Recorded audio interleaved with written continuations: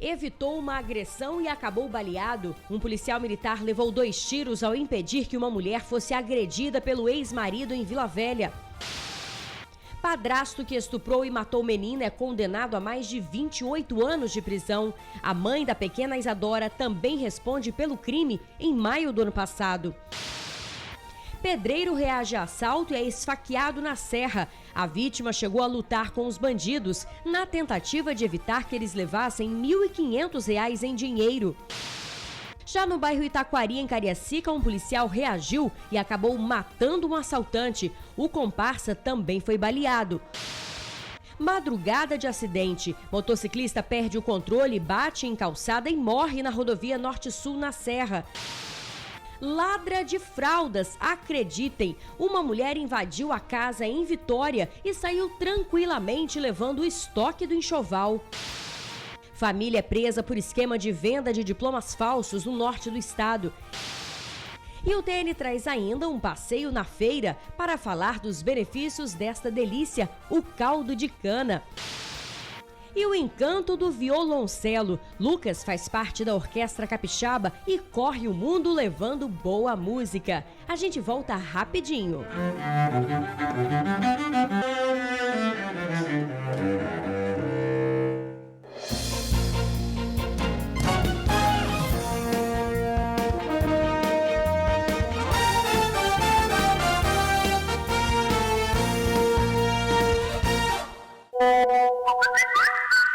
Olá, boa tarde. Um policial militar foi baleado ao tentar impedir que uma mulher fosse agredida pelo ex-marido no bairro Jabaeté, em Vila Velha. O homem conseguiu tomar a arma do PM e atirou. O sinal de positivo do soldado Soares tranquilizou amigos e parentes. Ele ficou ferido no começo da noite de ontem, enquanto atendia uma ocorrência em que o ex-companheiro de uma mulher tentou agredi-la mais uma vez. Uma senhora que tinha medida protetiva contra o ex-companheiro estava reclamando que ele estava adentrando a residência e provavelmente com o intuito de agredi-la. No momento onde o policial tentou fazer a detenção desse indivíduo, o indivíduo reagiu, entrou em luta corporal com o policial, conseguiu se apoderar do armamento do policial, efetuando 2 disparos. Um, a princípio, teria atingido no chão e o segundo atingiu na região do colete, transfixando o colete, atingindo o abdômen do policial. O policial que estava em apoio na ocorrência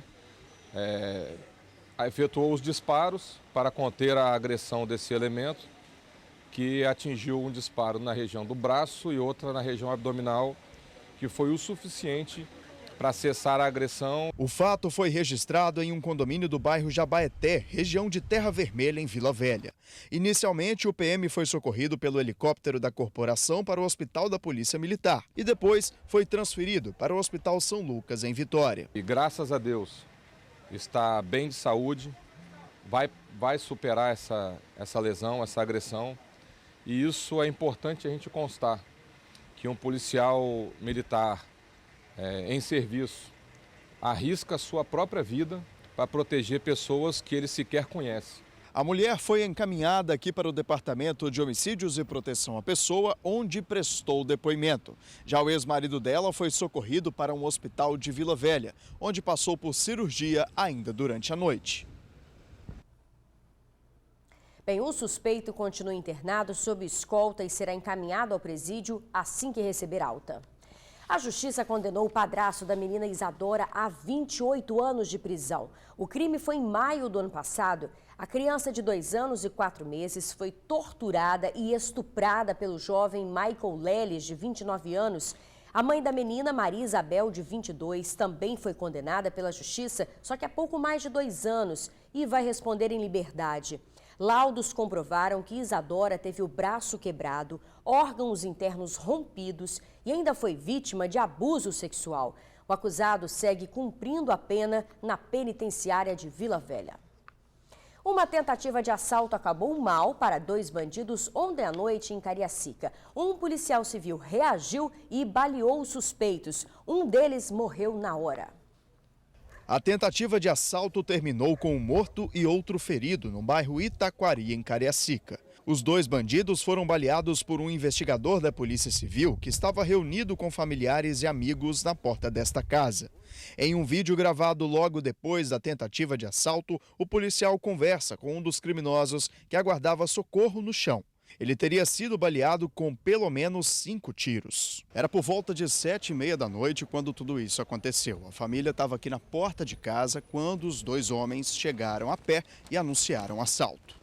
4 pessoas estavam na porta da casa no momento do crime. Um dos bandidos foi atingido por 2 disparos, não resistiu e morreu antes de ser socorrido. A arma utilizada por ele, segundo a polícia, é de fabricação caseira e seria essa que você vê na mão do policial durante o vídeo. O assaltante que sobreviveu foi encaminhado para o Hospital São Lucas, em Vitória. Eu não aguento nem falar não, mano. Bem, e na Serra, um pedreiro foi esfaqueado ao reagir a um assalto. Ele foi rendido logo que chegou em casa. Na tentativa de evitar que os bandidos levassem R$ 1.500 em dinheiro, ele lutou com os suspeitos, mas acabou ferido a facadas. O pedreiro de 36 anos levou 3 facadas e foi socorrido para o Hospital Jaime Santos Neves, na Serra. Os ferimentos na orelha, na mão e na axila são resultado da reação da vítima a um assalto. O crime aconteceu na noite de ontem na casa em que o pedreiro mora há cerca de 1 ano, no bairro Solar de Anchieta, na Serra. De acordo com o que a vítima disse à polícia, ele chegou em casa por volta de 10 horas da noite e 3 homens já o aguardavam na porta de casa. Eles o obrigaram a entrar, eles não estavam armados, mas como a vítima reagiu, eles acabaram encontrando uma faca com a qual feriram. Os bandidos fugiram levando um aparelho de som e R$ 1.500 que a vítima guardava em casa. O dinheiro era resultado da negociação de uma moto vendida na semana passada. Por isso, a vítima acredita que os criminosos que já chegaram pedindo por dinheiro sabiam exatamente o que estavam fazendo. As investigações sobre o caso seguem a cargo da Polícia Civil. A polícia ainda tenta localizar os bandidos. 11 pessoas foram presas por envolvimento no esquema de venda de diplomas falsos no norte do estado. A Operação Mestre Oculto teve como alvo 5 instituições de ensino. As empresas ofereciam cursos sem autorização do MEC e sem carga horária. Ao final, entregavam diplomas e certificados falsos para professores que queriam ingressar em cargos públicos. Quem liderava o esquema eram os membros de uma mesma família: pai, mãe, filho e genro, Everaldo Tom dos Santos, Marinete Assis Tom, Raíza e Vitor Covre. O grupo recebeu o apelido de Clã Tom. É que nem todas as pessoas que compravam os diplomas sabiam da falsificação. Outros se aproveitavam da fraude para participar de concursos públicos. Na Corregedoria da SEDU, há 208 processos contra professores investigados por terem apresentado diploma falso em processo seletivo. E um grave acidente aconteceu hoje cedo na Avenida Norte-Sul, na Serra. Um motociclista perdeu o controle do veículo, bateu numa calçada e morreu na hora. O acidente aconteceu por volta de 4 da manhã na entrada do bairro Laranjeiras, na Serra, pela rodovia Norte-Sul. O motociclista era um homem que estava sem os documentos, por isso não foi identificado. Ao que tudo indica, ele bateu primeiro nessa calçada mais alta e depois foi lançado contra a parede de uma das lojas. Esse estudante de odontologia que voltava para casa ouviu o barulho da batida e correu para prestar os primeiros socorros, mas a vítima não tinha sinais vitais. Eu escutei o estrondo.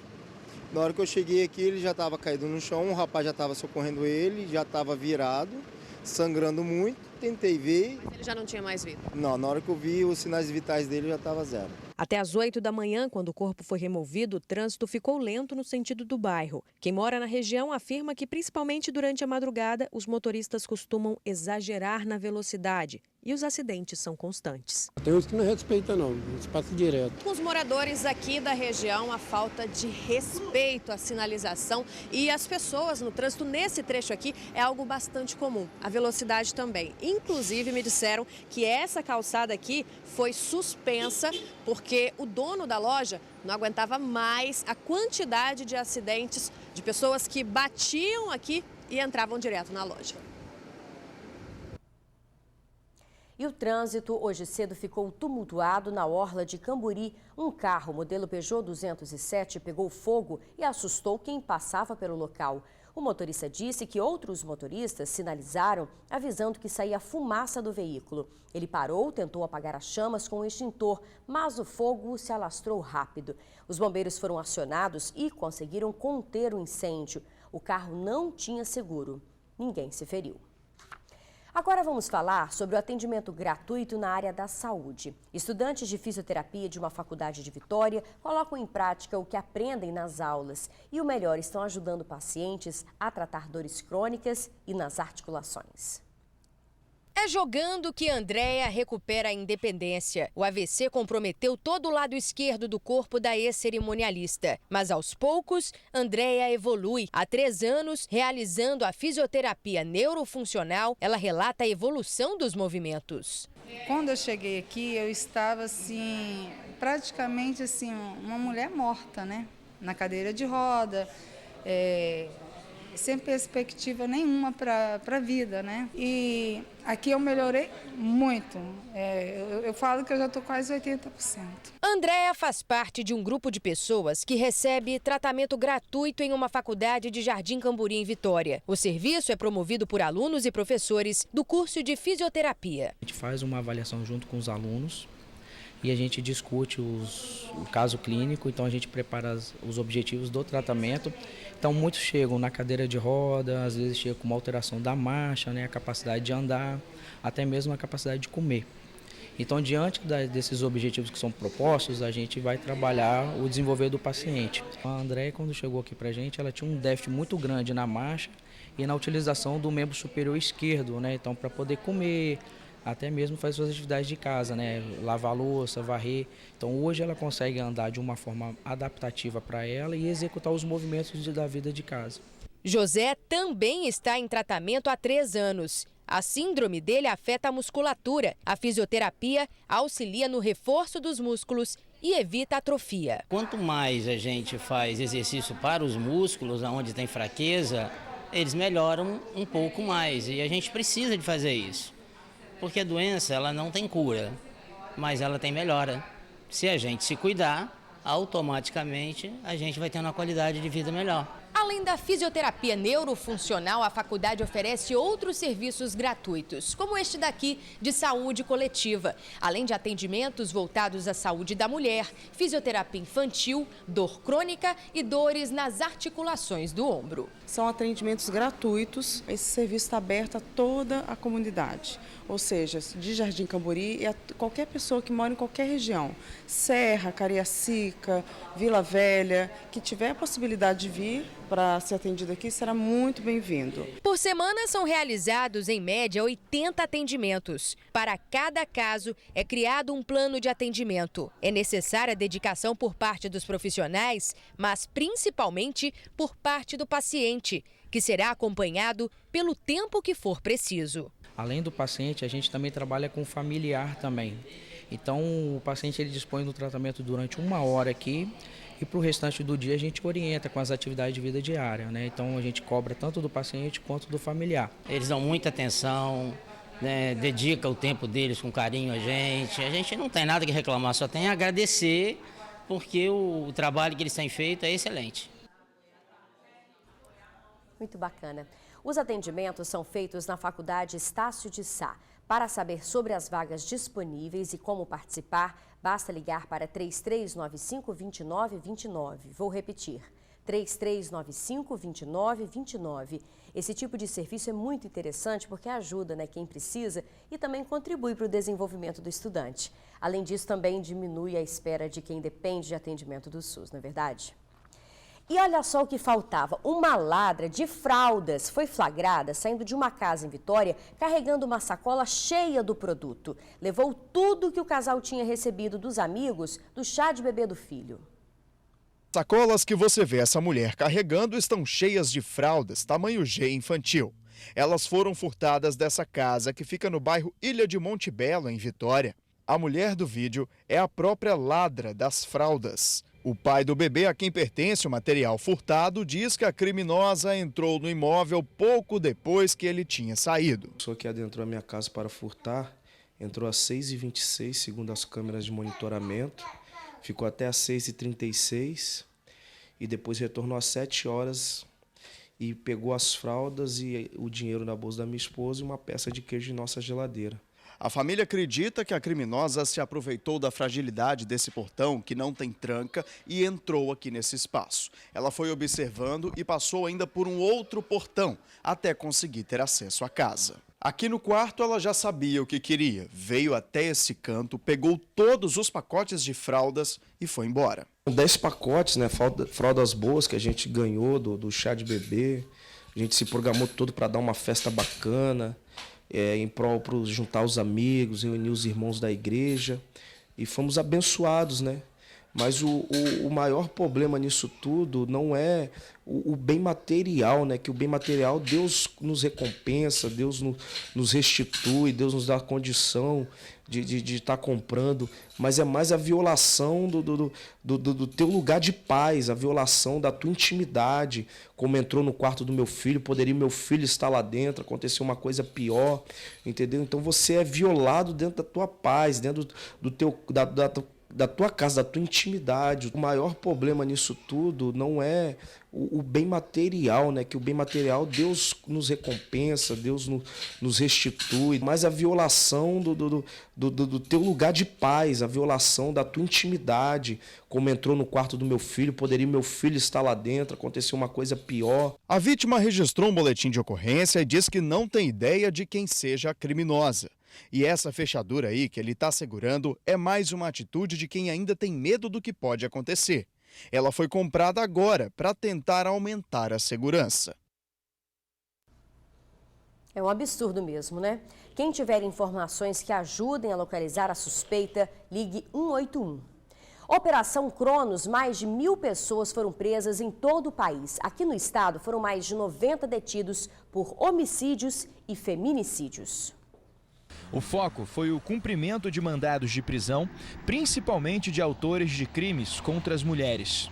A Operação Cronos teve por objetivo cumprir mandado de prisões relacionado a pessoas que são autores de homicídio e feminicídio. Aqui no estado foram 90 presos, 22 por homicídio, 5 por feminicídio, 33 por crimes diversos, 11 flagrantes e ainda 14 por descumprimento de medida protetiva. O resultado final foi altamente positivo, porque resultou na prisão de 90 indivíduos, sendo 85 maiores de idade e 5 adolescentes infratores. Foi uma operação deflagrada em âmbito nacional e o enfoque principal, o recado é proteger vidas. A operação estava programada para este mês porque, em agosto, a Lei Maria da Penha completou mais um ano de vigência. E as prisões por descumprimento de medida protetiva estão no topo das prioridades da polícia. Esse crime, ele foi uma novidade inserida recentemente, agora em abril, na Lei Maria da Penha. E agora, aquele homem agressor que, cientificado de uma medida protetiva de urgência, insistir em descumpri-la, ele estará cometendo um crime. E os agressores que praticarem esses crimes serão devidamente punidos. Esse número representa que as nossas vítimas aqui no estado, elas estão tendo cada vez mais coragem de procurar a polícia e denunciar os seus agressores. Líder comunitário baleado e morto em Guarapari, Aderilde Santos Nascimento, de 53 anos, conhecido como Del Careca, foi morto com um tiro no pescoço. Ele era presidente da Associação de Moradores do bairro Adalberto Simão Nader. Del estava em um bar, tentou fugir, chegou a implorar para não ser morto, mas foi perseguido e assassinado com um tiro a queima-roupa. A polícia agora investiga o motivo do crime.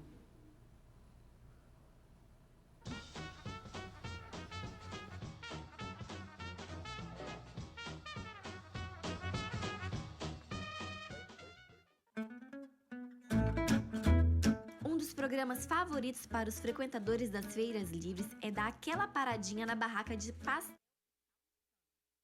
Combinação perfeita, né? E olha, tem muita gente que bate ponto, viu? Toda sexta-feira a gente já vem com a intenção de comer o pastelzinho da feira. E o caldo de cana? O caldo de cana é delicioso. Não pode faltar, a combinação é perfeita? Não pode faltar. Toda vez estamos aqui, né? Marcando presença. A combinação é o caldo e o pastel, né? Pastelzinho de palmito com queijo. Todo dia estamos aí, quando é a feira, nós estamos aqui marcando presença. Seu Fábio trabalha há anos nessa barraca e garante: a quantidade de caldo de cana vendido em dias de feira é surpreendente. 6, 7 dúzias mais ou menos por feira. O pessoal gosta bastante. Eu adoro. Caldo de cana e pastel tradicional de feira livre, né? Mas o que muita gente não sabe é que a bebida, além de super saborosa, é saudável. É super saudável, rico em fibras, então trabalha bastante o controle do intestino, quem tem intestino preso, rico em vitaminas e minerais, né? Então age aí nutrindo o nosso organismo, bastante ferro, né? Então aquelas pessoas que precisam trabalhar a questão da anemia, e é também uma excelente fonte de carboidrato, né? Então vai trabalhar ali toda a nossa questão de energia. Então aquelas pessoas que acordam um pouco indispostas, né? Tomar um caldo de cana pela manhã, ou aquelas pessoas que praticam uma atividade física bem intensa, né? Então ele entra aí também como um repositor energético. E entra inclusive substituindo o famoso isotônico, né, que a gente compra aí nas padarias e nos supermercados. O isotônico é um produto industrializado, né, rico em conservantes, e o caldo de cana é um produto 100% natural. Então a gente não tem conservantes, não tem aditivos químicos, né, e é um produto aí vindo da natureza.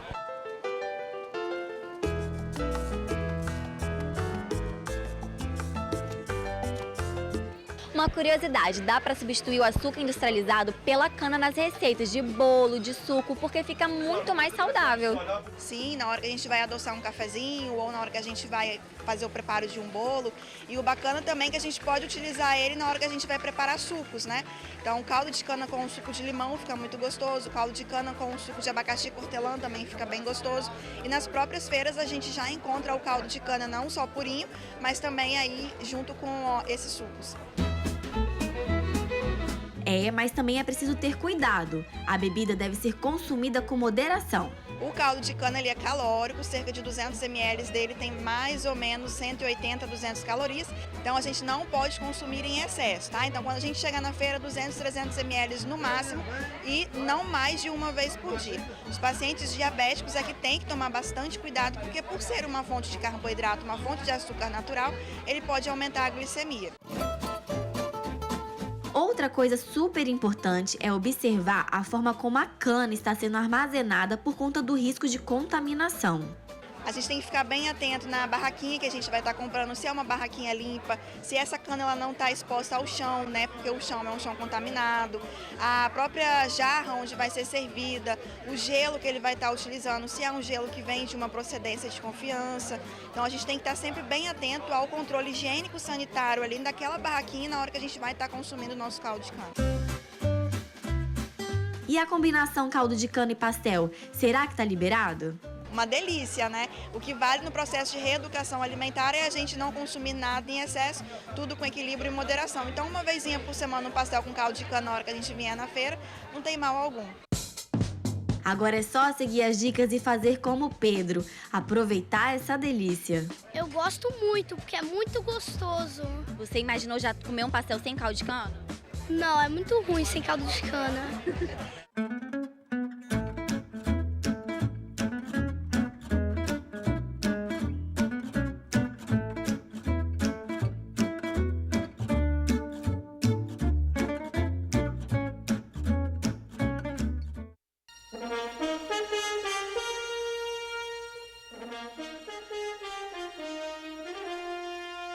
Jornal A Tribuna. Polícia prende 90 agressores de mulheres e assassinos em um dia. Na foto principal, câmeras de condomínios vão flagrar assaltos e estupros. Sedu vai abrir concurso para professor com 1.000 vagas e salário de até R$ 3.700. Caixa reduz juros e vai financiar até 80% do valor da casa própria. Reprovados no teste da pressão alta no Transcol. E ainda destaque no jornal A Tribuna de hoje, no AT2, fui desacreditado a minha vida inteira. Manato quer redução da maioridade penal. E leitores na torcida pelo Mob Zerinho.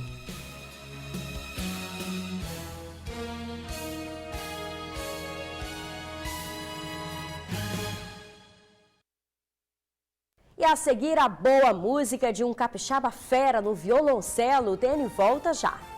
Agora o TN vai te apresentar o Lucas. Desde pequeno ele tinha o sonho de ser músico, daí surgiu a paixão pelo violoncelo. Hoje ele faz parte da Orquestra Sinfônica Capixaba e representou o Espírito Santo mundo afora. Um casamento que já dura 10 anos. O matrimônio com o violoncelo abriu as portas do mundo para Lucas.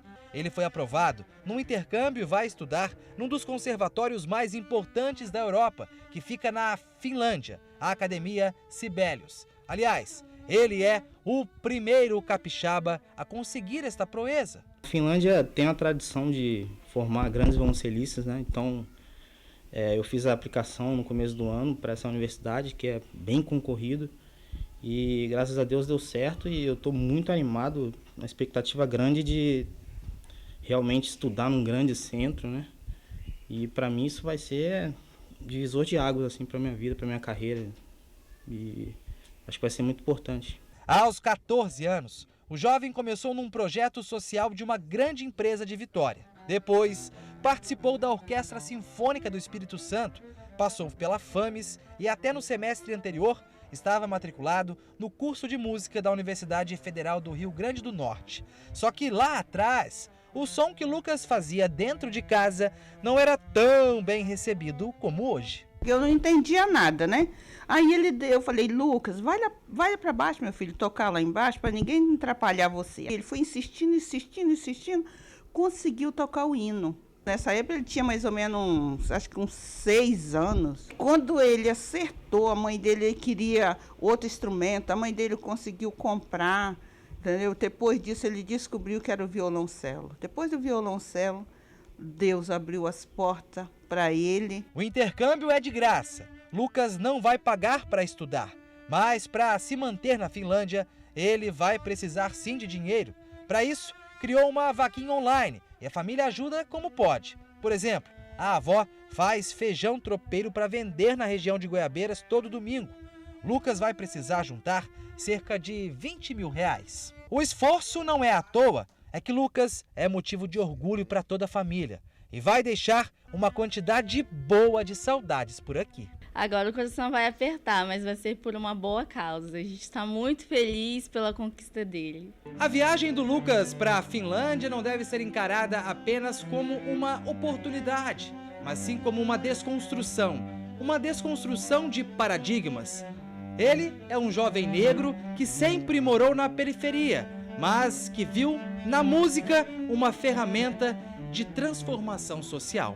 Espero que, algumas pessoas jovens como eu possam se espelhar e ver que é possível, a partir da determinação, foco e humildade, a gente chega lá. A música, sem dúvida, é um instrumento de transformação, sim.